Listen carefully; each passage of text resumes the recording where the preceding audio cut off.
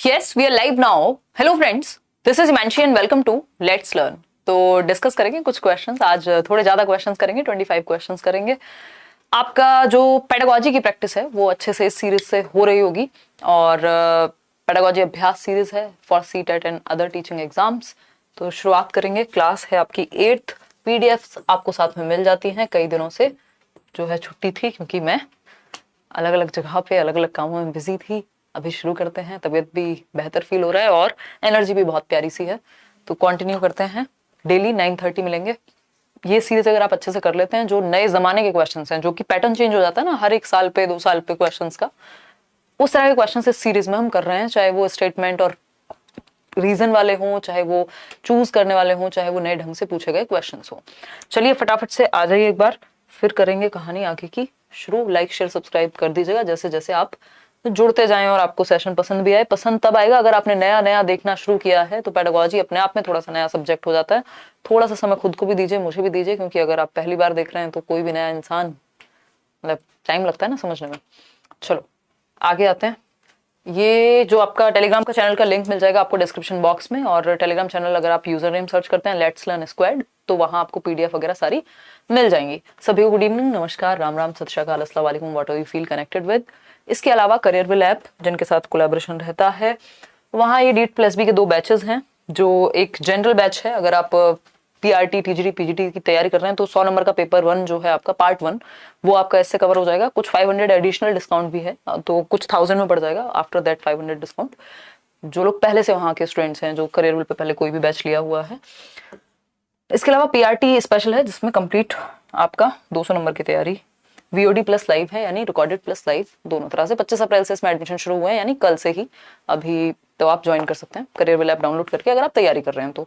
ठीक, सारे सब्जेक्ट्स यहाँ पे अलग अलग टीचर्स डिस्कस करेंगे और पेडागोजी जो है वो मैं डिस्कस करती हूँ, है ना। इसके अलावा सीटेट के बैचेस में भी अभी एडमिशन ओपन है, जहां तक है 31 तक लास्ट हो जाएगा। तो ये भी आप एक बार जाकर के करियरविल ऐप डाउनलोड करके टीचिंग सेक्शन में जाके एक्सप्लोर कर सकते हैं कि if you need any batch जहाँ पे कंप्लीट टीचर्स सारे सब्जेक्ट का सॉल्यूशन एक जगह मिल जाए, तो आप बिल्कुल जाकर के देखें वो चीज। क्वेश्चन नंबर 1 देखिए, आज के लिए हम करने वाले हैं कुछ 25 क्वेश्चंस, और देखिएगा एक बार, पढ़िए, पोल में जवाब दीजिए। पहला क्वेश्चन है, for successful inclusion of students with giftedness, यानी वो बच्चे जो गिफ्टेड हैं, जिनका IQ ज्यादा है, जो विलक्षण बुद्धि छात्र हैं, जो प्रतिभाशाली हैं, जो बहुत ही क्यूरियस हैं, IQ ज्यादा है, जल्दी समझ लेते हैं, मुश्किल चीजें भी आसानी से सीख जाते हैं, है ना। तो गिफ्टेड बच्चे को डील करने का कौन सा एक तरीका सक्सेसफुल होगा। सॉरी, मैंने भी सिर्फ यहां तक पढ़ा है, अगर आप यहां तक पढ़ेंगे तो आप भी गलत करेंगे। For successful inclusion of students with giftedness, which of the following strategy as a teacher should avoid to use, यानी कौन सी एक स्ट्रेटजी यूज नहीं करनी चाहिए अगर आप चाहते हैं कि गिफ्टेड बच्चे को इंक्लूड करना है सक्सेसफुली क्लासरूम में, यानी गिफ्टेड बच्चे को भी एजुकेशन देनी है। भाई, एक क्लास में गिफ्टेड बच्चा भी है जो जल्दी से समझता है, एक क्लास में पिछड़ा हुआ बच्चा भी है जिसको बैकवर्ड बोल रहे हैं। इसके अलावा अगर हम बात कर रहे हैं तो एक बच्चा है जो एवरेज है, हर तरह के बच्चे हैं, विजुअली चैलेंज भी हैं। इसी को हम इंक्लूसिव एजुकेशन कहते हैं, जहां पे हर प्रकार के बच्चे, एजुकेशन फॉर ऑल की बात हो। तो यहाँ पे बात हो रही है, अगर गिफ्टेड बच्चे को इंक्लूड करना है तो कौन सा एक तरीका सही नहीं होगा। 67% लोग आंसर दे रहे हैं आपका C ऑप्शन, जो कि बहुत हद तक सही भी है ना। चलिए समझते हैं क्या कहानी है। Allow opportunities to express diverse perspectives, यानी ऑप्शन ए है कि विविध दृष्टिकोणों को व्यक्त करने के मौके देना। ये तो बिल्कुल अच्छी बात है अगर आपको हर तरह के बच्चे को इंक्लूड करना है तो। Provide academic enrichment activities, enrichment programs चलाए जाते हैं गिफ्टेड बच्चों के लिए, एक्स्ट्रा उसमें चीजें होती हैं, चैलेंजिंग टास्क होते हैं, नए नए वेज होते हैं, जिससे गिफ्टेड बच्चा इन्वॉल्व रह सके, बोर्ड महसूस ना करे। अगर चैलेंजिंग नहीं होगी क्लासरूम तो गिफ्टेड बच्चा बोर्ड फील करेगा। ठीक है, फिर आता है next, implement teacher centred curriculum. ये तो गड़बड़ है, गिफ्टेड क्या कोई भी बच्चे के लिए खराब है कि आपको लर्नर सेंटर्ड बनाना है क्लासरूम को, चाइल्ड सेंटर्ड बनाना है, ना कि टीचर सेंटर्ड। क्योंकि जो क्लासरूम है, जो लर्निंग की पूरी प्रक्रिया का तामझाम आपने जोड़ा हुआ है, वो बच्चे के लिए जोड़ा है, ना कि टीचर के लिए। मतलब teacher is a part, but learner centred हो क्लासरूम। सीखना किसको है? लर्नर को सीखना है। सीखने कौन आ रहा है? Learner mainly. तो उसके हिसाब से, उसकी नीड के, उसकी लर्निंग टाइप के अकॉर्डिंग हम सिखाएं। तो टीचर सेंटर्ड बिल्कुल भी अच्छी नहीं होती क्लासरूम। आज के जमाने में हम टीचर सेंटर्ड क्लासरूम को फॉलो नहीं करते। हम क्या बात करते हैं, जितनी भी न्यू एजुकेशन पॉलिसी हो, NCF हो, उससे पहले कोई भी पॉलिसी आई हुई हो, वो सब यही कहेंगे कि लर्नर सेंटर्ड अप्रोच होनी चाहिए, यानी बच्चे को केंद्र में रखो। Child centred and progressive education, John dewy भी इसी की बात करते हैं, यानी बच्चा जहां फ्री हो, जहां बच्चा एक्टिविटी कर रहा हो, टीचर सेंटर्ड हो गया, एक व्यक्ति है वो खड़ा हुआ और लेक्चर देना शुरू किया, एक जगह से चौक फेंक फेंक के मार रहे हैं और बच्चे की नीड्स को उसके इंटरेस्ट के अकॉर्डिंग नहीं सिखा पा रहे हैं। डी ऑप्शन है allow students to pursue independent projects based on their interest, यानी बच्चों को आप अलाउ करें कि वो इंडिपेंडेंटली कोई प्रोजेक्ट परस्यू कर सके। तो इसमें तो बच्चे की फ्रीडम है, यहां भी बच्चे की फ्रीडम है, बस सी ऑप्शन है जो बच्चे की फ्रीडम को खा गया और यही अवॉइड करना है आपको एज अ टीचर। चाहे किसी भी प्रकार का बच्चा हो, आप बच्चे की फ्रीडम नहीं खा सकते, इवन किसी की भी नहीं खा सकते। आर्टिकल 21 बात करता है ना आई थिंक फ्रीडम की, तो भाई आजादी का अधिकार है सभी को। आगे बढ़ते हैं नेक्स्ट क्वेश्चन पे। नेक्स्ट क्वेश्चन है आपका क्वेश्चन नंबर 2। क्वेश्चन नंबर 2 देखिएगा एक बार, जवाब दीजिए। बहुत बढ़िया मैम, लाइफ में खुश रहना बहुत जरूरी है, उससे ज्यादा जरूरी है कुछ करते रहना, क्योंकि खुशी और गम थोड़ा बहुत इधर उधर चलते रहेंगे। लाइफ है, चीजें हैं, ऊपर नीचे जाएंगी ही जाएंगी, स्टैटिक नहीं हो सकते, बट करते रहना बहुत जरूरी है कुछ ना कुछ। चलो आओ फटाफट से। बी 62% लोग आंसर कर रहे हैं, यानी इन ऑर्डर टू क्वेश्चन है in order to create a system which respects individual differences among learners it is important to, यानी एक ऐसा सिस्टम आपको क्लासरूम में क्रिएट करना है जो व्यक्तिगत विभिन्नताओं को सम्मान देता हो, यानी हर प्रकार का बच्चा वहां सीख सके। तो कौन सा तरीका बेहतर होगा? पहला ऑप्शन है use standardized curriculum for all learners. देखो स्टैंडर्डाइज्ड या यूनिफॉर्म जो करिकुलम है वो सबके लिए अच्छा नहीं होता, डिफरेंशिएटेड करिकुलम आपको यूज करना होता है। याद रखिएगा ये 2-3 वर्ड्स हैं, एक है यूनिफॉर्म इंस्ट्रक्शन या यूनिफॉर्म करिकुलम, यूनिफॉर्म करिकुलम कह लीजिए या यूनिफॉर्म इंस्ट्रक्शन कह लीजिए। यूनिफॉर्म का दूसरा नाम स्टैंडर्डाइज्ड हो सकता है क्योंकि सभी के लिए एक जैसा है, मानकीकृत है, स्टैंडर्डाइज्ड। ठीक, दूसरी तरफ वर्ड है एक आपका डिफरेंशिएटेड यानी विभेदी। बच्चे के लिए कौन सा अच्छा है? बच्चे के हित में, बच्चे के हित में है आपकी डिफरेंशिएटेड यानी विभेदी अनुदेशन ज्यादा बेहतर है, क्योंकि डिफरेंशिएटेड का मतलब क्या है? डिफरेंसेस होंगे, सबकी नीड के अकॉर्डिंग होगा, है ना, नीड्स का ध्यान रखा जाएगा। वहीं यूनिफॉर्म का मतलब क्या? सबके लिए एक जैसा, मतलब कोई वैरायटी ही नहीं है, नो वैरायटी। डिफरेंशिएटेड में क्या होगा? वैरायटी होगी, विभिन्नताओं का ध्यान रखा जाएगा, अलग अलग मेथड्स टीचर यूज करेगा, अलग अलग एक्टिविटीज कराई जाएंगी, अलग अलग नीड वाले बच्चों को केटर किया जाएगा। लेकिन यहाँ पे सिंगल फॉर्म, यूनिफॉर्म का मतलब क्या? सिंगल, जैसे स्कूल में नहीं पहनते यूनिफॉर्म, तो यूनिफॉर्मिटी हर जगह काम नहीं आती। वैसे अगर हम देखेंगे तो यूनिफॉर्म हमें अच्छा लगता है कि यूनिफॉर्म होती है स्कूल में, बहुत अच्छी बात है, चाहे कोई अमीर है गरीब है किसी भी बैकग्राउंड से आता है, कोई फर्क नहीं पड़ता, सब एक जैसे हैं। सिंगल वन यूनिफॉर्मिटी का मतलब। लेकिन जब बात इंस्ट्रक्शन की होती है यानी टीचिंग मेथड्स की होती है, या फिर अगर मैं बात करूं आपकी करिकुलम की होती है जिसमें एक्टिविटीज प्लान है, तब यूनिफॉर्मिटी काम की नहीं है, तब ये नेगेटिव वर्ड हो जाता है। क्यों? क्योंकि आपको बच्चे की नीड्स को फुलफिल करना है। स्टैंडर्डाइज्ड टेस्ट का भी यही एक क्रिटिसिज्म है कि वो इंडिविजुअल डिफरेंसेस के आधार पर नहीं बने होते। ठीक है, तो ये 2 चीजें जरूर याद रखिएगा, अदरवाइज आप कंफ्यूज रहेंगे पेडागोजी में। क्लियर है बात? आगे बढ़ेंगे, देखिएगा एक बार। तो क्वेश्चन है आपका कि कौन सा एक ऑप्शन है जो रिस्पेक्ट करता है इंडिविजुअल डिफरेंसेस को, तो स्टैंडर्डाइज तो नहीं करता। Allow variation in learning pace and perspectives, ये बात बिल्कुल सही है कि यदि आप अधिगम गति और परिप्रेक्ष्यों को विविधता देने की बात करेंगे, यानी लर्निंग पेस, कोई धीरे सीखेगा, कोई जल्दी सीखेगा, कोई एवरेज स्पीड पे सीखेगा, और पर्सपेक्टिव्स, सबका सोचने का देखने का नजरिया अलग है, तो क्या होगा? लर्निंग बेहतर हो पाएगी। बी ऑप्शन सही है। फिर आता है C option, keep low expectations of learning from all students, यानी कि आप एक्सपेक्टेशन कम रखें सभी बच्चों से सीखने की। क्यों रखेंगे? अगर आप लोअर कर देंगे एक्सपेक्टेशन को तो बच्चे खुद से ही, मतलब मान लीजिए आपको ये कहा जाए अरे बड़ा मुश्किल एग्जाम है, यहाँ पे तो 20 नंबर नहीं आते, तुम तो 15 की सोचो, तो बच्चे के लिए तो 15 ही बहुत बड़ी बात हो गई। तो अगर आप 20 का टारगेट करोगे तब 18 तक तो पहुंचोगे एटलीस्ट, तो लोअर नहीं करनी होती एक्सपेक्टेशन। बच्चे बेसिकली यहाँ पे एक्सपेक्टेशन क्या? बच्चे की नीड के अकॉर्डिंग या उसकी एबिलिटी के अनुसार जो आपको लग रहा है उसके आधार पे वो खुद से बेहतर करे, ये होना चाहिए आपका टारगेट। फिर आता है D option, pay attention only towards high achievers in exams. ऐसा नहीं है कि सिर्फ हाई अचीवर्स का ही हम ध्यान रखेंगे, है ना, कि जो रट्टे मार के जिस भी तरह से या जो अच्छे हैं पढ़ने में हम उन्हीं का ध्यान रखें, बाकियों को भूल जाएं, ऐसा भी नहीं होना चाहिए। फिर तो हमें ये क्वेश्चन जैसे आपने पोल में आंसर दिया था खत्म करके आगे बढ़ जाना चाहिए था, बट हमें हर प्रकार के व्यक्ति का ध्यान रखना है। तो क्लियर हो गई बात। वेरिएशन का आपको ध्यान रखना है अगर आप इंडिविजुअल डिफरेंसेस का ध्यान रख रहे हैं, यानी व्यक्तिगत विभिन्नताओं का ध्यान रख रहे हैं। इंडिविजुअल डिफरेंसेस यानी व्यक्तिगत विभिन्नताएं क्या है? हमारे अंदर डिफरेंसेस हैं, सभी बच्चे अलग हो सकते हैं, उनका सीखने का तरीका अलग हो सकता है, उनका पेस ऑफ लर्निंग अलग हो सकता है, उनका टीचिंग स्टाइल अलग हो सकता है। ठीक है जी, देखिए आ जाओ फटाफट से। Student is unable to pay attention in a class, एक बच्चा है जो क्लास में अटेंशन पे नहीं कर पाता, अनेबल है, ध्यान उसका एक जगह पे टिक नहीं पाता। बिकम्स डिस्ट्रैक्टेड इजीली, आसानी से डिस्ट्रैक्ट हो जाता है, किसी ने सांस भी लिया वो डिस्ट्रैक्ट, है ना, वो हर टाइम इधर उधर, उसको कहीं ना कहीं कुछ ना कुछ अटेंशन चाहिए। Can't sit in the assigned seat, जो सीट उसको मिली है वहां नहीं, कभी कूदता रहेगा, उछलता रहेगा, इधर उधर अटेंशन गेन करता रहेगा, चीजें छिड़ता रहेगा।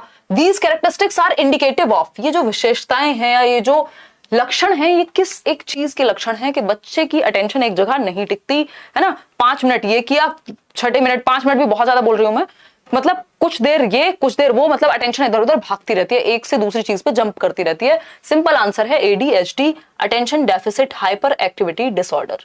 ठीक, मतलब बच्चे की अटेंशन में कमी है, वो एक जगह अटेंशन टिका के नहीं बैठ पाता। अटेंशन में क्या है, कमी है। हाइपर एक्टिविटी है, यानी एक्टिव जो है वो जरूरत से ज्यादा है। भाई एक्टिव होना अच्छी बात है, हाइपर एक्टिव होना प्रॉब्लम हो जाती है कई बार, कि आप उछलते कूदते ही रहते हैं, शांति से खड़े ही नहीं हो पाते कहीं। ठीक, तो हाइपर एक्टिविटी डिसऑर्डर है, क्लियर हो गई बात। विजुअल इंपेयरमेंट, ऐसा तो नहीं बात हो रही कि उसको देखने में कुछ दिक्कत है। अब कई लोग कहेंगे भाई उछलता कूदता रह रहा है, बट अटेंशन की भी तो बात हो रही है ना यहाँ पे, है ना। फिर क्या है, असाइन सीट पे तो बैठ जाएगा वो व्यक्ति जिसको देखने में दिक्कत है, एटलीस्ट वो भी नहीं हो रहा। डिसलेक्सिया पढ़ने से संबंधित विकार है, ग्राफिया जो है लिखने से संबंधित है, इनकी बात ही नहीं हुई। तो दिस इज सिंपल कि भाई अवधान न्यूनतम अति सक्रियता विकार है, attention deficit hyper activity disorder है। ऐसे बच्चे के लिए छोटे छोटे पार्ट्स में काम को डिवाइड कर दिया जाता है, जहां पे उनका जो ध्यान है वो, मान लो 50 मिनट की क्लास है, उनके लिए टास्क अरेंज करो 1 मिनट 2 मिनट, मतलब धीरे धीरे बढ़ाओ उस अवधि को। ठीक है, कोई पूछ रहा है पेडागोजी स्पेशल में क्लास कब होगी, आज हुई थी क्लास, बस 6 की जगह 7 बजे हुई थी, तो एक बार टॉपिक चेक कर लेना। टॉलमैन, गुथरी और कोल्ब की थियरी हमने डिस्कस की थी। ठीक है, आगे बढ़ेंगे। क्वेश्चन नंबर 4, सीटेट में वही रखेंगे थर्सडे फ्राइडे। क्वेश्चन नंबर 4 देखिएगा, for inclusion of students with hearing impairment, यानी आपको ऐसे बच्चों को इंक्लूड करना है जिनको सुनने में समस्या होती है। आ टीचर शुड, वो बच्चे, भाई हियरिंग इंपेयरमेंट मतलब सुनने में समस्या, विजुअल इंपेयरमेंट मतलब जिनको देखने में समस्या है। तो हियरिंग इंपेयरमेंट जिस बच्चे को सुनने में दिक्कत है, उसके लिए टीचर को क्या करना चाहिए। पहला ऑप्शन है avoid speaking any time when students can't see her face, यानी उस समय पे बोलना अवॉइड करना चाहिए जब बच्चा उसका फेस ना देख पा रहा हो। मे बी राइट और रॉन्ग। बी ऑप्शन है discourage use of sine language, यानी आप क्या करेंगे, साइन लैंग्वेज का यूज नहीं करेंगे। भाई अगर बच्चे को सुनने में दिक्कत हो रही तो एटलीस्ट, मान लो मैंने आवाज लगाई, आप शादी में भी जाते हैं, कहीं भी जाते हैं ना, बारात में डांस कर रहे हैं आप दबा करके, ठीक, और कोई बोलेगा तो आवाज तो आएगी नहीं आपको, तो सामने वाला क्या करता है, या फिर ऐसे आप कुछ तो करते हैं ना, ये साइन लैंग्वेज है। तो जिस बच्चे को सुनने में दिक्कत है उसके सामने साइन लैंग्वेज का तो यूज करोगे ही ना, ये तो सिंपल सी बात है। अवॉइड क्यों करना है ये, ठीक, तो ये तो बहुत ही अच्छा ऑप्शन नहीं हुआ कि साइन लैंग्वेज को डिस्करेज नहीं करना बल्कि बढ़ावा देना है। ठीक है, फिर आते हैं सी ऑप्शन पे, avoid use of assistive technology, यानी असिस्टिव टेक्नोलॉजी मतलब जो सहायक हो, ऐसी टेक्नोलॉजी, चाहे कोई ऐसा सॉफ्टवेयर हो सकता है जो बच्चे को बोल करके किसी चीज को बता दे या फिर दिखा दे, जो चीज बोल रहा है टीचर उस चीज उसको थोड़ा लाउड सुन जाए, तो ये तो अच्छी बात है, टेक्नोलॉजी को यूज करना चाहिए। अवॉइड गिविंग, बट अवॉइड क्यों करना है, अवॉइड लिखा है दैट मींस ये भी गड़बड़, डिस्करेज लिखा है ये भी गड़बड़। फिर है avoid giving extra time for processing information, यानी एक्स्ट्रा टाइम मत दो प्रोसेस करने के लिए इन्फॉर्मेशन को, कि भाई समझने की कोशिश कर रहा है वो देना चाहिए।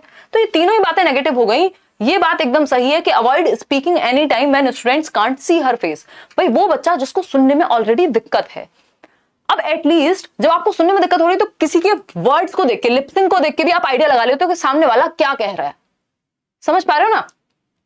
तो ऐसा बोलना इग्नोर करना है टीचर को, जहां से बच्चा इस जगह से या उस समय बोलना इग्नोर करना है, अवॉइड करना है जब बच्चा आपको ना देख पा रहा हो, क्योंकि वो आपके फेशियल एक्सप्रेशन या आपके वर्ड्स या लिप्स, जो भी आप लिपसिंग कर रहे हैं उससे आइडिया लगा पाता है। अगर उसको सुन कम रहा है तो एटलीस्ट वो एक्सप्रेशन वगैरह से आइडिया लगाएगा। तो उस टाइम पे आप मत बोलिए, अवॉइड कीजिए ऐसी सिचुएशन जहां पर आपको देख ही ना पाए बच्चा, तो वो और दिक्कत होगी सुनने में।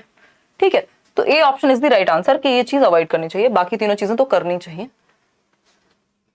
वो तो नेगेटिव हो जाएंगी। क्वेश्चन नंबर 5 देखिएगा, choosing activities that provide scope for insightful and divergent answers promote. Divergent समझते हैं, दिशाओं में सोचना, इंसाइटफुल यानी आइडियाज देना, अचानक से होते ना आइडिया, किसी चीज पे आप आइडियाज दे रहे हो, है ना, कोई प्रॉब्लम सॉल्व करनी थी, अचानक से आइडिया आया, मेंटोस दिमाग की बत्ती जला दे, है ना, कोहलर की थियरी भी है इंसाइटफुल लर्निंग थियरी।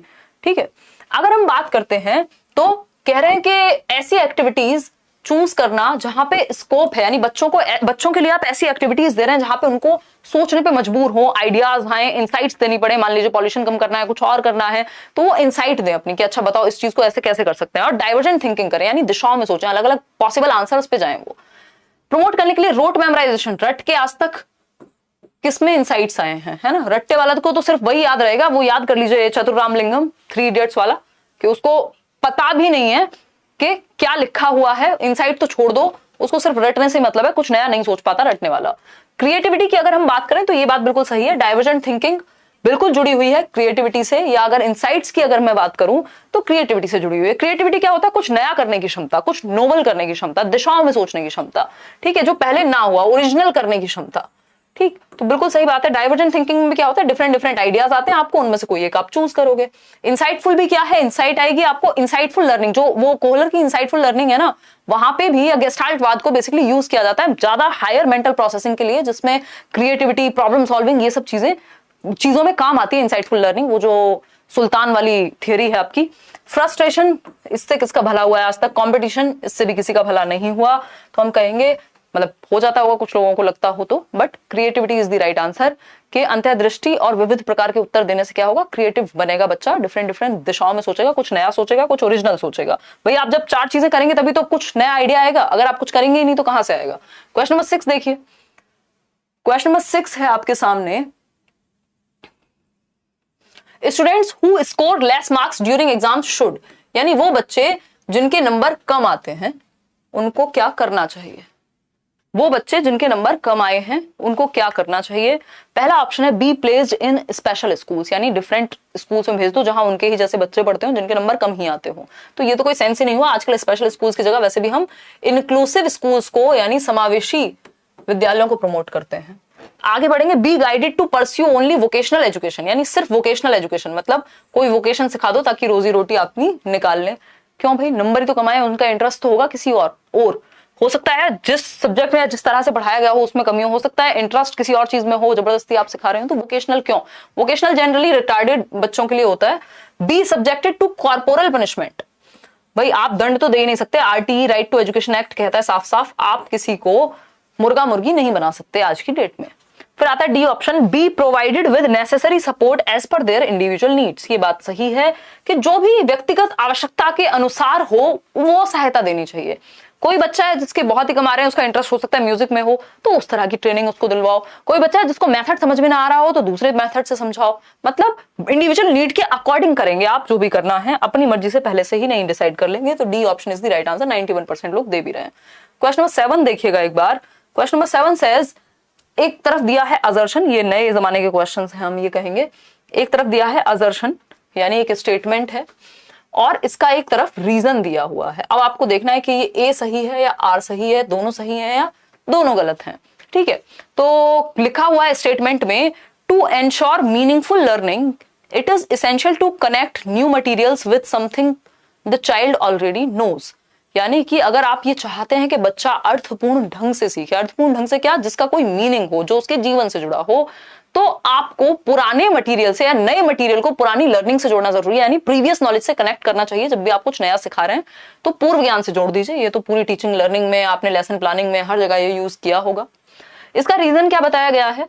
रीजन बताया गया, learning occurs in a linear manner, यानी जो लर्निंग है वो लीनियर मतलब सीधी रेखा में, बिल्कुल सेम स्पीड पे, सेम तरीके से होती है। तो ये तो डेवलपमेंट में भी नहीं होता, ऐसा पहला चैप्टर है आपका डेवलपमेंट। ठीक है, लीनियर नहीं होती, स्पाइरल होगी लर्निंग, एक दूसरे से कनेक्टेड होगी, आगे पीछे ऐसे चलती है। ठीक, तो लीनियर तो हो ही नहीं सकती। ऐसा थोड़ी कि सेम गति से ही सीखते रहोगे आप। हो सकता है एक चैप्टर बहुत जल्दी समझ में आ गया हो, दूसरे चैप्टर को समझने में ज्यादा डिफिकल्टी हुई हो, फिर तीसरा अगर उससे कनेक्टेड है तो और इजीली बन गई हो चीजें। तो अगर हम बात करते हैं तो ब्रूनर भी इसकी बात करते हैं, स्पाइरल करिकुलम की बात करते हैं। लर्निंग को हम लीनियर ना देख करके कैसे देखते हैं? स्पाइरल। तो आप कह सकते हैं कि लर्निंग, इस क्वेश्चन के अकॉर्डिंग अगर हम बात करें तो लर्निंग इज स्पाइरल, यानी वर्तुलाकार होगी, जैसे डेवलपमेंट स्पाइरल होता है। दैट मींस एक चीज दूसरे चीज से कनेक्ट होगी। मान लीजिए आपने एक क्लास में ये पढ़ा, वही चीज आगे बढ़ के और एड ऑन हो जाएगा, फिर एड ऑन हो जाएगा। ठीक है जी। तो अगर हम बात करें तो इसका सिंपल मतलब क्या हुआ कि आपको प्रीवियस नॉलेज से कनेक्ट करना होगा न्यू नॉलेज को, पूर्व ज्ञान से नए ज्ञान को जोड़ना चाहिए। और ये स्पाइरल करिकुलम की बात कौन कर रहा है? ब्रूनर कर रहे हैं, लिख लीजिएगा कहीं पे। स्पाइरल करिकुलम यानी वर्तुलाकार पाठ्य दिनचर्या कौन दे रहे हैं? ब्रूनर दे रहे हैं, जेरोम ब्रूनर। ठीक है, यानी एक चीज दूसरे चीज से कनेक्टेड होनी चाहिए, एक टॉपिक दूसरे टॉपिक से कनेक्टेड होना चाहिए, सिंपल टू कॉम्प्लेक्स जाना चाहिए, ये होता है तरीका आपका सिंपल। ठीक, लीनियर नहीं हो सकती, learning can't be linear. Linear का मतलब हो गया सेम गति से, सेम तरीके से, सेम ही स्पीड पे, मतलब 5 चीजें आज सीखी है तो कल भी 5 ही सीखोगे, है ना। जितना टाइम एक चैप्टर को समझने में लगा उतना ही लगेगा दूसरे में भी, ऐसा नहीं होता। ठीक है, लीनियर नहीं हो सकती। आगे बढ़ेंगे तो आप लोग कह रहे हैं सी ऑप्शन, दैट मीन्स ए तो सही है, लेकिन प्रॉब्लम कहां है? ये रीजन गलत है ए का।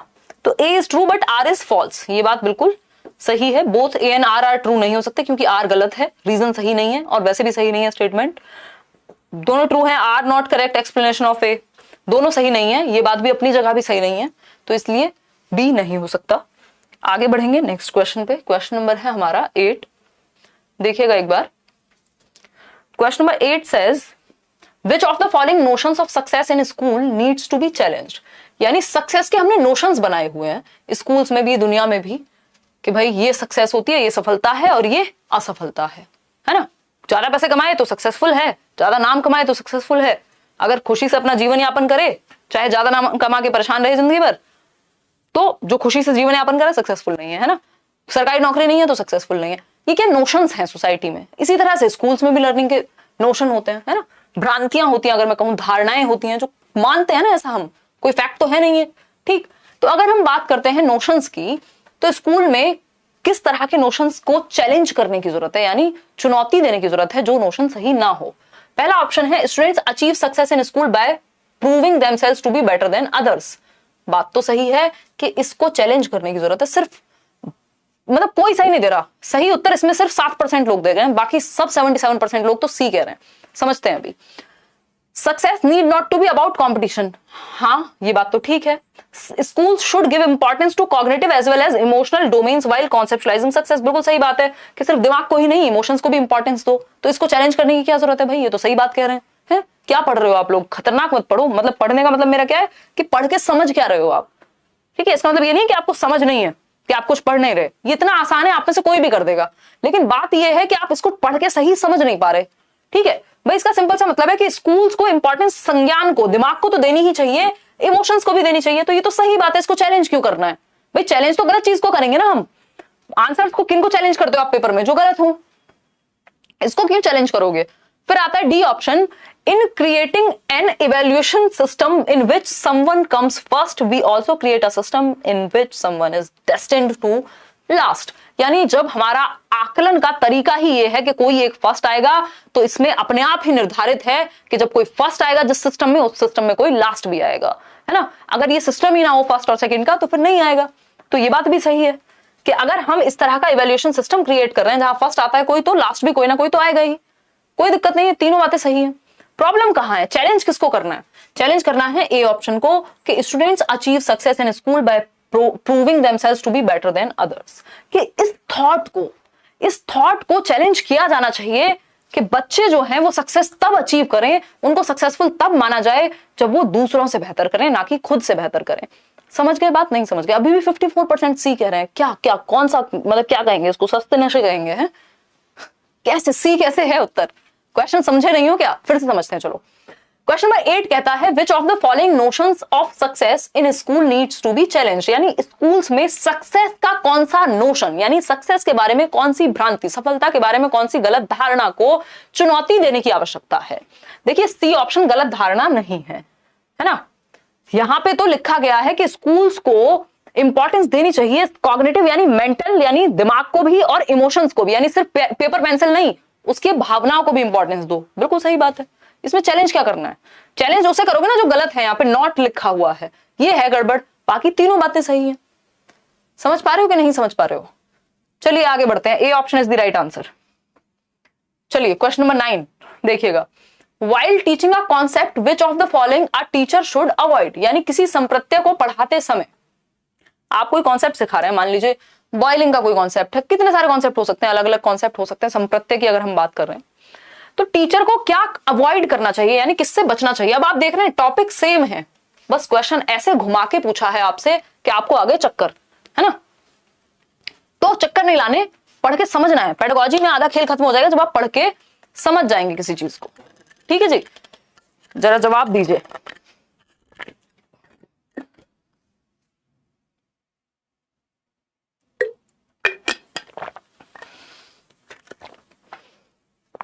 ए ऑप्शन कह रहे हैं 50% लोग और डी ऑप्शन कह रहे हैं 34% लोग। लेट्स सी, क्या अवॉइड करना चाहिए टीचर को पढ़ाते समय या एक कॉन्सेप्ट को पढ़ाते समय? यूज ऑफ एनालॉजीज, मतलब ए ऑप्शन। भाई क्या क्या हो गया आप लोगों को, है कुछ दिन क्लास ना लगे तो ऐसे ऐसे खतरनाक जवाब दोगे? देखो क्वेश्चन समझो, कहा गया कि किस चीज को अवॉइड करना चाहिए टीचर को पढ़ाते हुए, यानी क्या नहीं करना चाहिए टीचर को पढ़ाते हुए। Use of analogies across and with in domains, यानी जो अलग अलग क्षेत्र हैं या सेम क्षेत्र है, यानी अगर आप सेम टॉपिक पढ़ा रहे हो या एक सब्जेक्ट से दूसरे सब्जेक्ट के बारे में पढ़ा रहे हो। देखो एनालॉजीज क्या होती है? एनालॉजी होती है कि मान लो जो हमारी आंखें हैं इंसान की, वो एक कैमरा की जैसी है ना, जो एक कैमरा रिकॉर्ड करता है वैसे आपकी आंखें भी रिकॉर्ड करती हैं, या आप अपनी लाइफ के डायरेक्टर हो। ये क्या हो गया? एनालॉजी हो गई, एक मूवी से समानता जोड़ दी गई। तो ये तो अच्छी बात होती है टीचिंग में, इसमें बुरा क्या है ना? एनालॉजी, लॉ ऑफ एनालॉजी भी है थॉर्नडाइक का, यानी समानता, जो हमने प्रीवियस किसी सिचुएशन में किया होता है, जब नई सिचुएशन आती है तो हम वैसा ही रिएक्ट करते हैं उसमें भी। ये तो लॉ ऑफ एनालॉजी है, इसमें क्या प्रॉब्लम है? इसको अवॉइड क्यों करना है? इससे तो इजी बन जाएंगी चीजें, कनेक्ट करने के काम आएगा ये तो। चाहे सेम सब्जेक्ट हो चाहे अलग अलग सब्जेक्ट्स हो, आप वहां पे एनालॉजी यूज कर सकते हो, तो ये अवॉइड क्यों करना है? इसको तो यूज करना है। Highlight correlations among different phenomenons, यानी आप कोरिलेशंस को यानी कनेक्शंस को हाईलाइट करिए, यानी एक चीज से दूसरी चीज को जोड़िए, प्रीवियस नॉलेज से जोड़िए। बिल्कुल सही बात है। Ask students to look for cause effect relations, यानी कारण और कार्य, मतलब मान लीजिए धूप में कपड़े सूखते हैं तो कॉज क्या है? धूप, कपड़े सूखना इफेक्ट है। ठीक, तो ये तो अच्छी बात है कि बच्चे को कॉज एंड इफेक्ट का पता हो। एक ही उत्तर है जो गलत है और वही सही है क्योंकि पूछा ही गलत है। ठीक है, तो D option is the only right answer over here. Exclude non exemplars and exceptions, यानी गैर उदाहरणों और अपवादों को सम्मिलित करने का जो काम है, यानी हटा दीजिए आप एग्जाम्पलर्स को और एक्सेप्शंस को। मतलब टीचर जो है नॉन एग्जाम्पलर्स, क्या होंगे भाई नॉन एग्जाम्पलर्स? नॉन एग्जाम्पलर्स होते हैं इनडायरेक्टली नॉन एग्जाम्पल्स कह लीजिए आप उनको। मान लीजिए आप किसी बात को समझाना चाह रहे हैं, आप पेन के बारे में बता रहे हैं, और पेन के बारे में बताने के बाद आपने कहा ये माउस है और ये पेन नहीं है, ये नॉन एग्जाम्पल हो गया, यानी वो चीज जो इससे कनेक्टेड नहीं है आपने इसको समझाने के लिए, इसको क्लियर करने के लिए यूज की। ठीक, समझ पा रहे हो कि भाई जो एलिफेंट है वो पक्षी नहीं है, तो पक्षी को समझाने के लिए नॉन एग्जाम्पल हो गया। तो नॉन एग्जाम्पल्स का यूज करना चाहिए, एक्सेप्शंस भी बताने चाहिए। जैसे हम कई बार डिस्कस करते हैं ना, कॉग्निशन और इमोशन के चैप्टर में मैं आपको कहती हूं कि इमोशंस और कॉग्निशन रिलेटेड है, लेकिन there is a exception over there. क्या है एक्सेप्शन? जब ज़ेज़ोंग की बात आए। ज़ेज़ोंग एक व्यक्ति हैं जो कहते हैं इमोशंस एंड कॉग्निशन इंडिपेंडेंट हैं। बाकी सब क्या कह रहे हैं? कॉग्निशन यानी दिमाग और दिल दोनों जुड़े हुए हैं। ज़ेज़ोंग इसका ऑपोजिट कह रहे हैं। तो मैं एक्सेप्शन अगर नहीं बताऊंगी तो कैसे गड़बड़ हो जाएगी पेपर में। ठीक, तो एक्सेप्शन भी बताने आपको एक कॉन्सेप्ट समझाते समय, और नॉन एग्जाम्पलर्स यानी गैर उदाहरणों का भी प्रयोग करना है। यानी उदाहरण क्या होंगे भाई? ये पेन का उदाहरण है, ये भी एक पेन का उदाहरण है, जेल पेन हो गया, ये मार्कर है, ये भी एक पेन का उदाहरण है, लेकिन ये जो रिमोट है ये पेन का उदाहरण नहीं है। मतलब ये 3 एग्जाम्पल तो मैंने दिए ही आपको, ये एक नॉन एग्जाम्पल भी दिया जो इस चीज से जुड़ा हुआ नहीं है, जिससे कि आपको इस चीज की क्लैरिटी आ सके। दैट मीन्स ये भी जरूरी है टीचिंग में, ताकि कॉन्सेप्ट क्लियर हो सके। समझ पा रहे हो या नहीं समझ पा रहे हो? हैं चक्कर आ रहे हैं क्या? खतरनाक लग रहा है? तो D option is the only right answer over here. किसी कॉन्सेप्ट को पढ़ाते समय हम ऐसा नहीं करेंगे कि एक्सेप्शन या नॉन एग्जाम्पलर्स को एक्सक्लूड कर दें। देखो इंक्लूड की बात नहीं आ रही, एक्सक्लूड की बात आ रही है, यानी हटा दे। इंक्लूड का जस्ट ऑपोजिट है।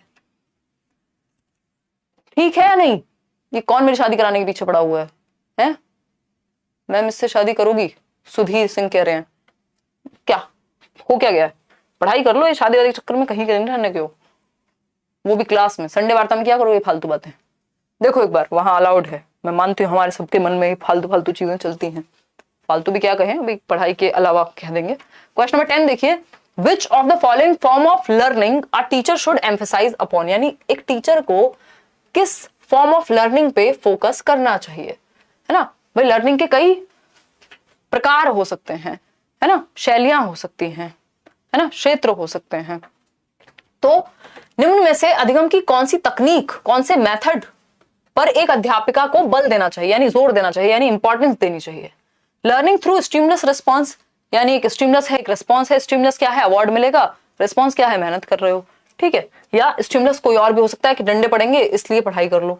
Learning through process of structured inquiry, inquiry तो अच्छी होती है, बच्चा एक्टिव होगा, भाई जिस ऑप्शन में बच्चा एक्टिव है वो बच्चे के लिए बेहतर है, वो आपका आंसर हो सकता है 99%। फिर भी है लर्निंग थ्रू रोट मेमोराइजेशन, रटने से दूर भगाना है बच्चे को, रटने के पास नहीं ले जाना, इस पे जोर नहीं देना टीचर को। Learning to achieve more marks than others, अब ये भी बीमारी है ना एक तरह की, कि आपको ये सीखना है, स्कूल इसलिए नहीं जाना कि आपको कुछ सीखना है जीवन में, इसलिए जाना है क्योंकि दूसरे से ज्यादा नंबर लेके आने हैं। तो ये तो प्रॉब्लम है एक तरह से, डिसऑर्डर कहेंगे इसको।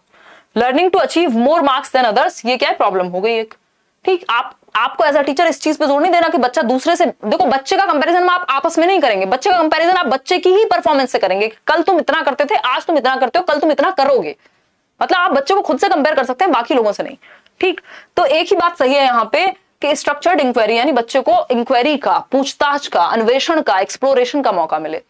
ठीक, तो बी ऑप्शन सही है, बाकी सारे गलत हैं, क्योंकि उसमें कंडीशनिंग की बात हो जाएगी। जो फर्स्ट ऑप्शन है, हम बिहेवियरिज्म को नहीं, हम कंस्ट्रक्टिविज्म को फॉलो करते हैं।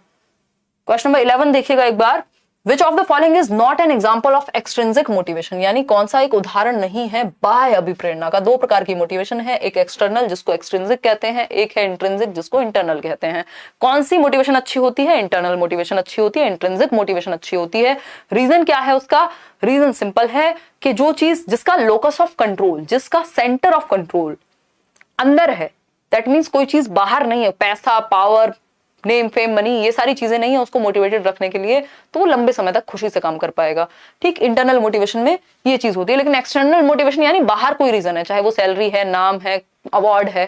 ठीक है, अच्छा, आरजे स्टडी कह रहे हैं, मैम सुधीर सिंह पूछ रहे हैं आप आईएएस से शादी करेंगे क्या। अच्छा, मुझे लगा इससे शादी करेंगे क्या है, मतलब शर्म नहीं आती है ऐसा कोई टैग मैं लेके चल रही हूँ, बता चुकी हूँ पहले, कोई टैग नहीं है ऐसा।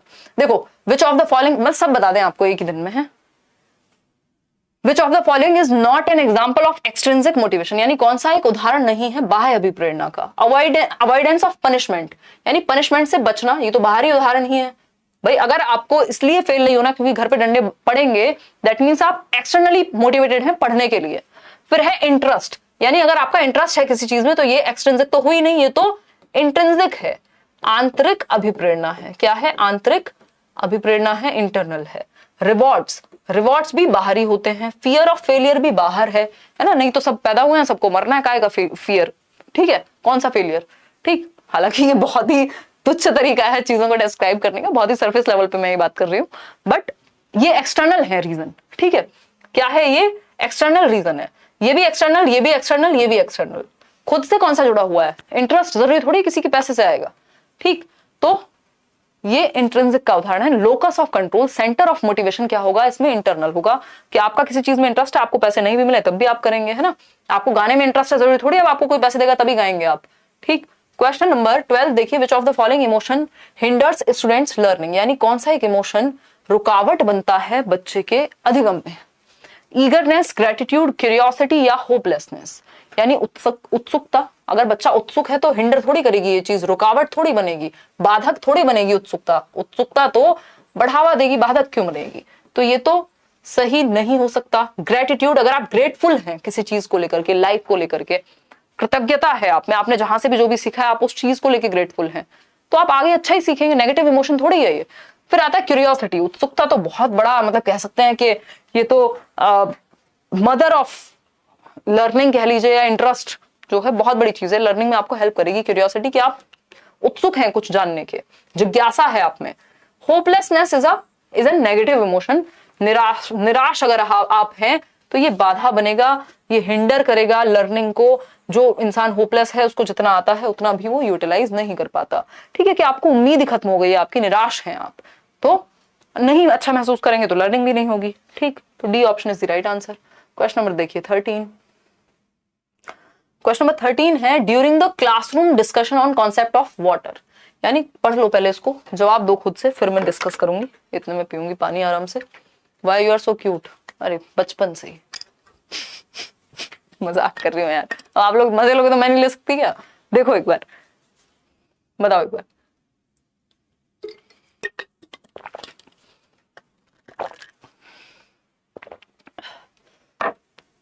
हो गॉड। सीटेट एग्जाम कब होगा, अभी तो बताया नहीं है। अच्छा रविंदर जी धन्यवाद। 11th में हूँ, कुछ मेरे लिए भी सजेशन दे दीजिए। अरे यार आप अपने पढ़ाई कीजिए सिलेबस की, देखने के लिए लाइव स्ट्रीम पे आता हूँ, कुछ अच्छा काम ढूंढ लो। चलो एक बार फटाफट से देखते हैं। बहुत बढ़िया, लाइक शेयर आप लोग कम कर रहे हैं, कुछ 4200 लोग हैं, 2600 लोगों ने लाइक किया। देखिए ड्यूरिंग द क्लासरूम डिस्कशन आप लोग आंसर दे रहे हैं सी ऑप्शन, 76% आंसर दे रहे हैं। चलिए देखते हैं। During the classroom discussion on concept of water, यानी पानी क्या है इस पे बात हो रही थी क्लासरूम में। अ चाइल्ड रिस्पॉन्डेड, एक बच्चे ने रिस्पॉन्स दिया कि वाटर इज नॉट कलरलेस, यानी पानी जो है वो रंगहीन नहीं है। पूछने पे टीचर ने पूछा अच्छा भाई क्यों नहीं है रंगहीन, पहले जानोगे तो सही ना कि बच्चे का कॉन्सेप्ट क्या है। On enquiring by the teacher child gave reference of dirty water, तो बच्चे ने क्या दिया, रेफरेंस दिया कि मैंने तो काला पानी देखा था, गंदा पानी वहां नदी में, तो इसलिए वाटर कलरलेस कहां हुआ, उसका तो कलर है ना। या किसी ने पिंक देखा होगा, वो कहेगा कि पानी तो जो है पिंक होता है, भाई कलरलेस कहां होता है।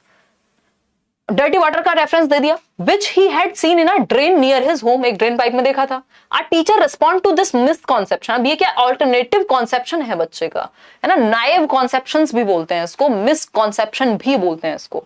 ठीक है, ध्यान से रखिएगा, इस बात को बिल्कुल बिठा लीजिएगा दिमाग में, 1 नंबर का क्वेश्चन है आपका, अगर ये कॉन्सेप्ट आप मिस करते हैं तो नंबर जाएगा।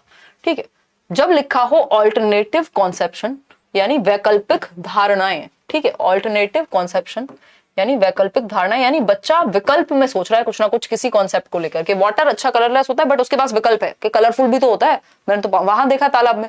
ठीक, तो ऑल्टरनेटिव कॉन्सेप्शन इसी को कहा जाता है नाइव कॉन्सेप्ट्स, यानी बच्चा अभी अनुभवहीन है, उसको अनुभव कम है, इसलिए वो बहुत ही नाइव से कॉन्सेप्ट्स हैं, है ना। जैसे हम छोटे होते हैं, हम सोचते हैं अरे मतलब वर्ल्ड शुड बी फेयर, सारी चीजें एकदम कैलकुलेशन पे चलनी चाहिए।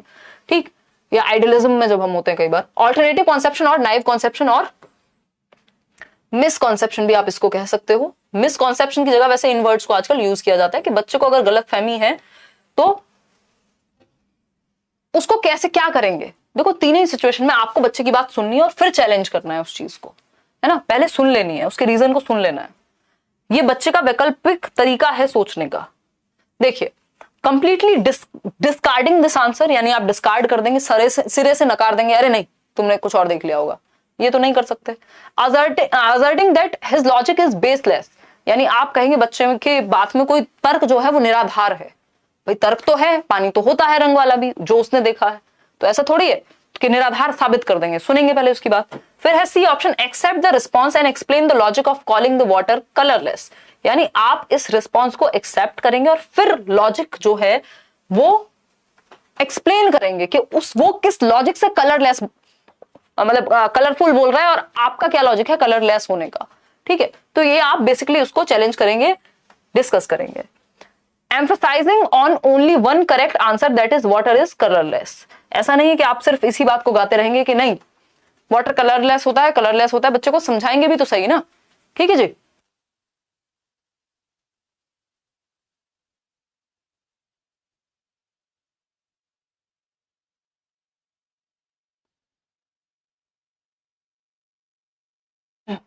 तो सी ऑप्शन उसका सही आंसर है। आगे बढ़ते हैं क्वेश्चन नंबर 14 पे। सोशियो कंस्ट्रक्टिविस्ट अप्रोच यानी सामाजिक रचनावादी परिप्रेक्ष्य to learning emphasises on importance of, यानी जो सोशियो कंस्ट्रक्टिविस्ट मतलब जो समाज के साथ ज्ञान की रचना करने पे महत्व देता हो, जो ग्रुप में सीखने को महत्व देता हो। याद आया कोई व्यक्ति? वाइगॉस्की की याद कीजिए, है ना, वाइगॉस्की को याद कीजिए। वाइगॉस्की क्या है? सोशल कंस्ट्रक्टिविस्ट हैं। वो कहते हैं समाज में या लोगों में आप अच्छा सीखते हैं, ग्रुप्स में आप अच्छा सीखते हैं। SCL याद कीजिए, SCL बोले तो सोसाइटी, कल्चर, लैंग्वेज, समाज, संस्कृति और भाषा, ये 3 चीजें महत्वपूर्ण बताई हैं उन्होंने सीखने को लेकर के। ठीक है, तो सोशियो कंस्ट्रक्टिविस्ट अप्रोच क्या है?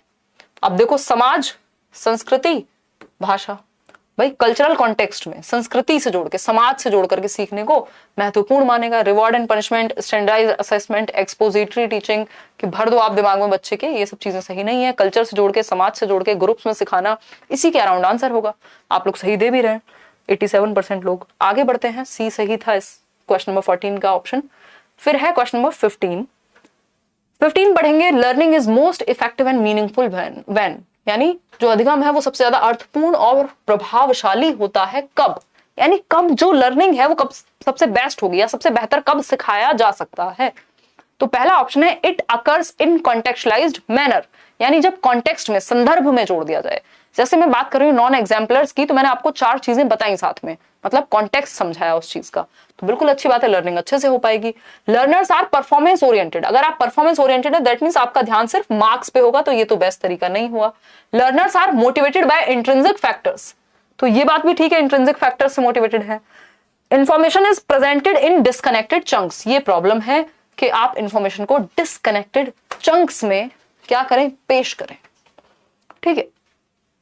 लर्निंग मीनिंगफुल कब होगी, मोस्ट इफेक्टिव कब होगी, जब ये कॉन्टेक्चुअलाइज्ड मैनर में होगी, जब ये संदर्भित रूप में होगी। देखो मान लीजिए मैं आंतरिक रूप से अभिप्रेरित हूं, ठीक है, मैं आंतरिक रूप से अभिप्रेरित हूं, लेकिन अगर कोई डिस्कनेक्टेड वे में मुझे समझाएगा तो समझ नहीं आएगा, चाहे मैं अंदर से मोटिवेटेड हूं कि नहीं हूं, क्या फर्क पड़ता है। ठीक है, तो ये आंसर हो सकता था, बट इससे बेटर आंसर ए ऑप्शन हमारे पास अवेलेबल है। ठीक है, अंदर से मोटिवेशन से होगा क्या, अगर आप डिस्कनेक्टेड बढ़ा रहे हैं, अगर आप संदर्भ से या लाइफ से जोड़ ही नहीं रहे हैं। मीनिंगफुल कब होती है लर्निंग, जब लाइफ से जोड़ दी जाए। क्वेश्चन नंबर 16 देखिएगा एक बार।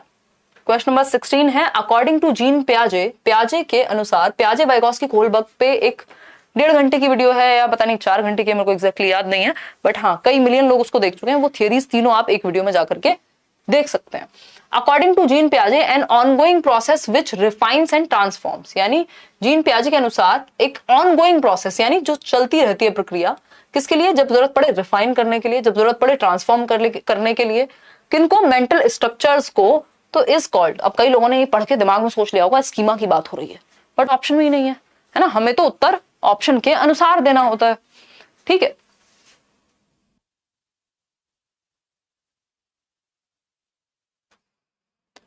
देखिए डेफर्ड इमिटेशन होता है कि बच्चे ने, ये सेंसरी मोटर स्टेज में आता है, जन्म से 2 वर्ष तक बच्चे ने पापा को शेविंग करते हुए देखा और या लिपस्टिक लगाते हुए देखा मम्मी को, और किसी दिन वो पूरा लिपस्टिक में पुता हुआ घूम रहा है।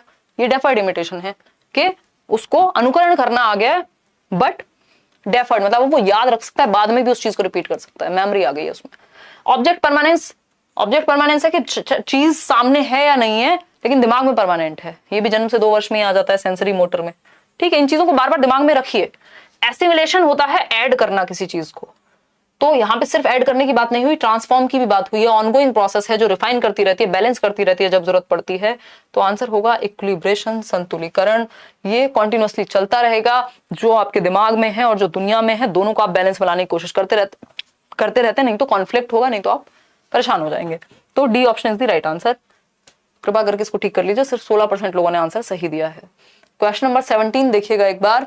क्वेश्चन नंबर 17 है after seeing students struggling to solve a problem, एक मतलब बच्चों को किसी प्रॉब्लम को सॉल्व करने में स्ट्रगल करते हुए देखा किसी टीचर ने। A teacher gave them hints and half solved examples, teacher ने क्या दिए, हिंट दिए कि इसको ना ऐसे ऐसे भी कर सकते हैं, ऐसे भी कर सकते हैं, और हाफ सॉल्व्ड एग्जांपल्स दिए, यानी थोड़ी कुछ चीजें सॉल्व करके दे दी, थोड़ी वो आगे जाके करेंगे बच्चों को असिस्ट करने के लिए। As per Lev Vygotsky's theory this is an example of, यानी वाइगॉस्की की थियरी के अनुसार ये किस चीज का एग्जांपल है। कितनी बार हमने डिस्कस किया है, temporary help, temporary structure of help, या फिर हिंट देना, हाफ सॉल्व्ड प्रॉब्लम्स देना, क्यूज देना, है ना। जो हम हिंट की बात कर रहे हैं ये स्कैफोल्डिंग का उदाहरण होता है, मचान का उदाहरण होता है, ना रिवर्सिबिलिटी है ना एक्सपोजिटरी टीचिंग है कि भर दिया आपने दिमाग में। ठीक है, सिंपल अस्थाई मदद स्कैफोल्डिंग कहलाती है, जहां बच्चा अटके उसको आप मदद देंगे, हिंट देंगे, क्यू देंगे, आधा सॉल्व करेंगे, कोई स्टेप सॉल्व करेंगे। A option is the right answer, जो कि आप लोग दे भी रहे हैं सही। क्वेश्चन नंबर 18 देखिएगा एक बार। Which theorist asserted that cognitive development is a collaborative process, यानी किस थियरिस्ट ने कहा कि संज्ञानात्मक विकास जो है वो कोलैबोरेटिव प्रोसेस है। कोलैबोरेटिव का मतलब क्या है, जहां सब साथ में आकर के सीखें, कोऑपरेशन से सीखें, ग्रुप में सीखें। ठीक है, एक दूसरे से कोलैब करके सीखें। ठीक है, तो किस थियरिस्ट ने कहा कि कॉग्निटिव डेवलपमेंट मतलब आपकी मानसिक क्षमताओं का विकास। मानसिक क्षमताएं कौन सी है हमारी, सोचना यानी थिंकिंग, समझना अंडरस्टैंडिंग, प्रॉब्लम सॉल्विंग यानी समस्या समाधान, इमेजिनेशन यानी कल्पना करना, डिसीजन मेकिंग यानी निर्णय लेना। ये सब क्या है, ये हमारी मानसिक क्षमताएं तो हैं, जिसमें हमारी बुद्धि भी शामिल है। तो इनको बेहतर किया जा सकता है कोलैबोरेटिव प्रोसेस में, यानी ग्रुप में सीख करके। ये एक ही व्यक्ति कहेंगे, लेव वाइगॉस्की, है ना। यही समाज, संस्कृति और भाषा की बात कर रहे हैं। आगे बढ़ेंगे। नेक्स्ट क्वेश्चन देखिएगा एक बार, question number 19। One of the chief criticisms of Lawrence Kohlberg theory is that, Lawrence Kohlberg ने कौन सी थियरी दी है? मॉरल डेवलपमेंट की थियरी दी है उन्होंने। इसकी मुख्य आलोचना में से कौन सी एक आलोचना है? लॉरेंस कोहलबर्ग की थियरी की मैंने आपको 3 आलोचनाएं बताई हुई है। अगर आपने प्लेलिस्ट में भी वीडियो देखी हुई है, बैचेस में भी अगर आप हैं, तो यू शुड नो दिस कि लॉरेंस कोहलबर्ग की क्रिटिसिज्म मेन क्या है। 3 चीजें हैं। एक तो ये कल्चर का ध्यान नहीं रखती थियरी।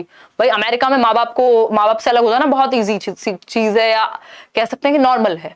इंडिया में हो सकता है वो चीज इजीली ना होती हो, है ना। और क्या हो सकता है? दूसरी चीज है यहाँ पे कि एक तो ये कल्चर न्यूट्रल नहीं है, मतलब कल्चर का प्रभाव पड़ता है मॉरल डेवलपमेंट पे। दूसरा जेंडर बायस थियरी है ना। क्या है? जेंडर बायस थियरी है। ठीक, मतलब फेमिनिन एस्पेक्ट को यहाँ पे ध्यान में रखा गया कि फीमेल्स जो है वो इमोशनल होती है कंपैरेटिवली मेल्स के, और भी बहुत सारी चीजें हैं। थर्ड और कोई पॉइंट था जो मुझे अभी याद नहीं आ रहा। ठीक, किसी को याद आ रहा हो तो कमेंट में बता देना वीडियो देखने के बाद। तो his theory undermines the feminine perspective. बिल्कुल सही बात है कि जो फेमिनिन पर्सपेक्टिव है, जो नारी परिप्रेक्ष्य है, उस पर ध्यान ही नहीं दिया, अंडरमाइन करती है ये थियरी ने, महिलाओं के पर्सपेक्टिव पे फोकस ही नहीं किया। फिर है B option, he did not refer to Piaget's theory of moral development. भाई रेफर करना कोई क्रिटिसिज्म नहीं है, वो पियाजे की थियरी से इंस्पायर्ड है, ये तो कोई क्रिटिसिज्म में आता ही नहीं है। फिर है he does not propose specific responses of children at each stage. उन्होंने हर एक स्टेज पे क्या क्या रिस्पॉन्स होंगे बताया हुआ है। ही did not conduct any research on children. देखो, कुछ ऐसा भी नहीं कह सकते कि रिसर्च बिल्कुल नहीं हुई। उन्होंने बच्चों को बुलाया, एग्जांपल्स लिए, डिस्कशन हुआ उस पे। ठीक है, तो A option is the only right answer over here कि ये फेमिनिन पर्सपेक्टिव को अंडरमाइन करती है, कम आंकती है जेंडर बायस थियरी। और कैसा ऐसा किसने कहा? इन्हीं की स्टूडेंट कैरल गिलिगन ने इस चीज पे इनको क्या किया है? क्रिटिसाइज किया है, आलोचना की है। अभी भी जीवित हैं कैरल गिलिगन, तो कोहलबर्ग ने तो सुसाइड कर लिया था if I am not wrong. ठीक है जी, आगे बढ़ेंगे नेक्स्ट क्वेश्चन पे। क्वेश्चन नंबर है 20th। Howard Gardner suggested that there are distinct kinds of intelligence, यानी 8 प्रकार की बुद्धि होती है, मल्टीपल इंटेलिजेंस यानी बहुबुद्धि के सिद्धांत में हार्वर्ड गार्डनर ने कहा है distinct kinds of intelligence, different kinds. Which of the following intelligence was not proposed by Harvard gardener, यानी कौन सा एक प्रकार हार्वर्ड गार्डनर ने नहीं दिया बुद्धि का। 4 ऑप्शन हैं आपके पास बुद्धि के प्रकार के, उनमें से कौन सा एक ऑप्शन हार्वर्ड गार्डनर के अनुसार या हार्वर्ड गार्डनर ने दिया ही नहीं था कभी, इसका जवाब आप देंगे ऑप्शंस में। तो 25% ए कह रहे हैं और 54% लोग डी कह रहे हैं। तो 54% हम मेजोरिटी के साथ जाएंगे। कई बार तो आपकी मेजोरिटी भी इतने खराब आंसर दे देती है, आज आप लोगों ने कई आंसर गलत दिए हैं, मेजोरिटी ने, वो भी, है ना। देखिएगा एक बार इस चीज को।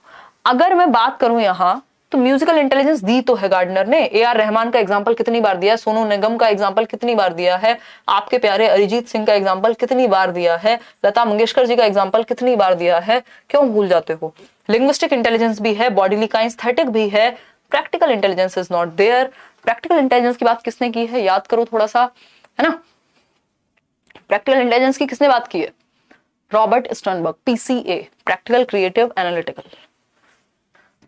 तो ये गार्डनर ने नहीं दी, इसीलिए D option is the right answer. 5 question और करेंगे लगे हाथों। क्वेश्चन नंबर 21 है which of the following illustrates a constructivist learning approach in a progressive classroom, यानी निम्नलिखित में से कौन सा एक विकल्प प्रगतिशील कक्षा में संरचनात्मक शिक्षण का उदाहरण देता है। यानी प्रगतिशील शिक्षा या कक्षा क्या होती है, जिसपे जॉन डुई भी बात करते हैं, जहां बच्चा एक्टिव है, जो चाइल्ड सेंटर्ड है, जो बच्चे की नीड, उसके इंटरेस्ट, उसके एप्टीट्यूड, उसके एटीट्यूड को ध्यान में रख करके जहां एक्टिविटीज प्लान्ड होती है। कंस्ट्रक्टिविस्ट लर्निंग क्या है, जहां बच्चा कंस्ट्रक्शन करे। अगेन दोनों ही बातें कुल मिला के कहते हैं कि बच्चा एक्टिव होना चाहिए। ठीक है, रचनावाद वही रचनावाद है जिससे पियाजे, वाइगोस्की, ब्रूनर बिलोंग करते हैं। जो एनसीएफ जिस पे बेस्ड है कि बच्चा करके सीखता है, ये मानता है। रचनावाद भी मीनिंगफुल लर्निंग की बात करता है, अर्थपूर्ण होना चाहिए जो अधिगम है। क्वेश्चन ऑप्शन नंबर 1 है मल्टीपल इंटरप्रिटेशंस, यानी विविध स्पष्टीकरण देना होगा। सही बात है, डिफरेंट वे में समझाओ। रोट मेमोराइजेशन, भाई जहां बच्चा एक्टिव है वहां रटने पे फोकस क्यों करेंगे। वर्बेटिम और रिकॉल, यानी रट्टे लगा लो, 2 एकम 2 2 दूनी 4 कहां से आया किसी को नहीं पता। फिर rewards and punishment, rewards and punishment भी अगेन कंस्ट्रक्टिविज्म में फॉलो नहीं किए जाते, व्यवहारवाद के प्रोडक्ट हैं ये। व्यवहारवाद ने दिया है ये रिवॉर्ड और पनिशमेंट का कॉन्सेप्ट। ठीक है, स्पेशली थॉर्नडाइक बात करते हैं रिपीटेड ड्रिल एंड प्रैक्टिस। बस अगेन 2 एकम 2 2 दूनी 4, ड्रिल प्रैक्टिस लगातार कराते रहो, चाहे कुछ पल्ले पड़े ना पड़े, बस आपको पता होना चाहिए, डेफिनेशंस आपने रटी हुई है, मीनिंग पता हो ना पता हो। तो A option is the only right answer, विविध स्पष्टीकरण। ये होगा चाइल्ड सेंटर्ड एजुकेशन का उदाहरण, जहां बच्चा एक्टिव है, जहां बच्चा सक्रिय है। तो A option is the only right answer over here. आगे बढ़ेंगे नेक्स्ट क्वेश्चन पे। क्वेश्चन नंबर है 22। देखो जो लोग नए लोग हैं वो यूट्यूब पे स्पीड कम करके भी देख सकते हैं, क्योंकि मेरी जो बोलने की गति है वो कई बार ओवर स्पीड हो जाती है, और जो लोग नया शुरू करते हैं ये सब्जेक्ट उनको दिक्कत हो सकती है। मैं कोशिश करूंगी वैसे थोड़ा धीमे चलने की, बट इससे धीमे और क्या ही चलें, कितना धीमे चलें, कहीं पहुंच नहीं पाएंगे फिर। देखिए एक बार क्वेश्चन नंबर 22 है, इन कॉन्टेक्स्ट ऑफ मल्टीलिंगुअलिज्म यानी बहुभाषिता के संदर्भ में विच of the following is an appropriate approach, यानी उपयुक्त अप्रोच है, दृष्टिकोण है, इनमें से कौन सा? बताइएगा एक बार, फटाफट बताओ।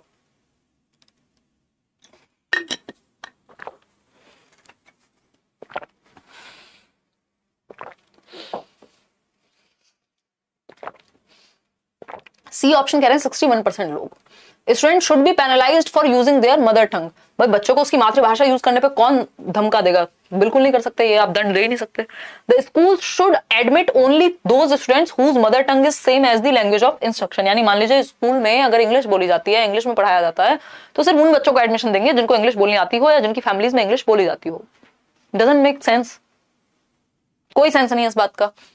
जो आपका 3 लैंग्वेज फॉर्मूला है, त्रिभाषा सूत्र, जिसकी बात कोठारी आयोग करता है, आज तक हम उसको फॉलो कर रहे हैं, वहां सिंपल बात हुई है, बच्चे की मदर टंग में, मातृभाषा में एटलीस्ट प्राइमरी एजुकेशन आप उसको देंगे।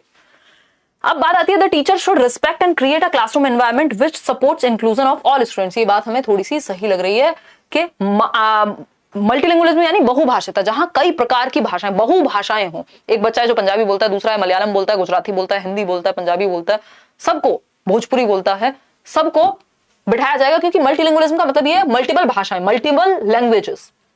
तो ऐसा एनवायरनमेंट आप क्रिएट करेंगे जहां हर बच्चे की मातृभाषा को रिस्पेक्ट दी जाती हो। फिर है D option, the teacher should ignore children who use their mother tongue in the class. यानी टीचर को उन बच्चों को इग्नोर करना चाहिए जो अपनी मातृभाषा का प्रयोग करते हैं क्लासरूम में। भाई बच्चा मातृभाषा का प्रयोग नहीं करेगा, किसका करेगा? भाई उसको तो मातृभाषा ही आती है अपने आप को एक्सप्रेस करने के लिए। तो C option is the right answer, कि आपको सभी का सम्मान करना है, सभी भाषाओं का। मल्टीलिंगुअलिज्म का यही मतलब है कि मल्टीलिंगुअलिज्म क्या है? एक रिसोर्स है। ठीक है, ये बात आप याद भी रख सकते हैं। जो बहुभाषिता है यानी बच्चे क्लास में मल्टीपल लैंग्वेजेस बोलते हैं, this should be considered as a resource. तो मल्टीलिंगुअलिज्म यानी बहुभाषिता, ये आपको हर सब्जेक्ट की पेडागोजी में काम आएगा, स्पेशली हिंदी, इंग्लिश और नॉर्मल पेडागोजी में। तो मल्टीलिंगुअलिज्म इज अ रिसोर्स। एक क्लास में कई भाषाएं बोलने वाले बच्चे हैं, इस चीज को आप कभी भी नेगेटिव नहीं लेंगे। बहुभाषिता एक संसाधन है। संसाधन समझते हैं ना? जैसे आपका फोन अभी के लिए संसाधन बना होगा सीखने का, ठीक है, यानी एक सोर्स है, एक रिसोर्स है जो पॉजिटिवली यूज होनी चाहिए।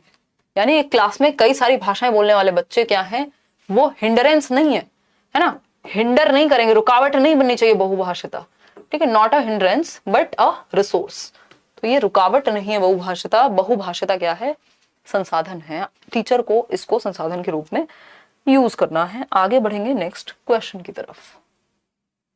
हाँ, नेक्स्ट ये क्वेश्चन नंबर 23 देखिए, children who often see their parents cross normative gender lines such as mothers repairing the appliances and fathers taking care of the baby are dash. यानी वही बच्चे जो कि अक्सर अपने अभिभावकों को मानकीय जेंडर रेखाओं को पार करते हुए देखते हैं। दैट मीन्स जो समाज में जेंडर रेखाएं बनी हुई हैं, जो स्टीरियोटाइप्स बने हुए हैं कि अच्छा बच्चा हुआ है, मतलब किसी का जन्म हुआ है बच्चे का, तो उसकी माँ ही उसका ध्यान रखेंगी, पिताजी का तो पता ही नहीं, वो तो कहीं भी उड़े फिर रहे हैं, है ना, और मम्मी ध्यान रखती हैं एटलीस्ट कुछ सालों तक, तो शुरुआत में।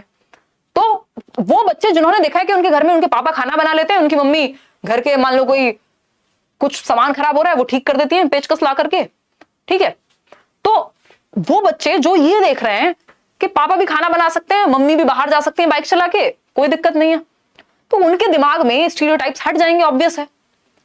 ठीक है, जिन बच्चों ने पापा को बच्चे की केयर करते हुए देखा है और मम्मी को घर के बाकी काम करते हुए देखा है, सामान रिपेयर करते हुए देखा है, रिमोट खराब हो गया मम्मी खोल के लगी पड़ी है, अब ऐसे बच्चों के दिमाग में ऐसा थोड़ी आएगा कि ये काम सिर्फ लड़कियों का है और ये लड़कों का है। उनके दिमाग में तो सारी चीजें नॉर्मल हो गई, तो less likely to adhere to gender stereotypes. ऐसे बच्चों में कम संभावना होगी कि वो लिंग रूढ़ि बाध्यताओं का अनुसरण करेंगे, पालन करेंगे, कि तुम लड़की हो तुम खाना बनाओगी हम टीवी देखेंगे।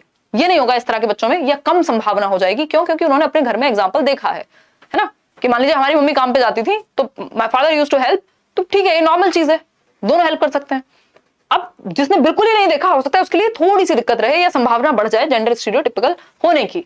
ठीक, more likely to practise gender segregation, तो इसमें सिर्फ लड़कों का ही योगदान नहीं है, ये एज अ सोसाइटी हमारा योगदान है स्टीरियोटाइप्स को बढ़ावा देने में। ठीक, more likely to practise gender segregation, ऐसा नहीं है कि अलग थलग हो जाएंगे, जेंडर प्रैक्टिस स्टीरियोटाइप नहीं। Less likely to break gender norms, नहीं, अपने आप ब्रेक हो जाएंगे जब वो चैलेंजिंग रोल्स में देख रहे हैं। सिर्फ 55% ही अभी तक सही उत्तर दे पा रहे हो उस बात का। क्वेश्चन नंबर 24 देखो, स्टीरियोटाइप क्या है? स्टीरियोटाइप वो धारणाएं हैं जो पहले से चली आ रही हैं समाज में। ठीक, कि लड़के रोते नहीं है, लड़कियां बाहर काम नहीं करेंगी, ये सब स्टीरियोटाइप्स हैं। क्वेश्चन नंबर 24 देखिए, the purpose of assessment according to national education policy यानी एनईपी 2020 के अनुसार बच्चे के आकलन का जो पर्पस है, जो उद्देश्य है, फर्स्ट ऑप्शन है to generate stress and induce fear amongst students to ensure learning levels, कि बच्चे में भय पैदा करना है कि कितना सीखा है, कितने नंबर लाओगे, इस चीज का डर पैदा करना है, एनईपी ये कहती है।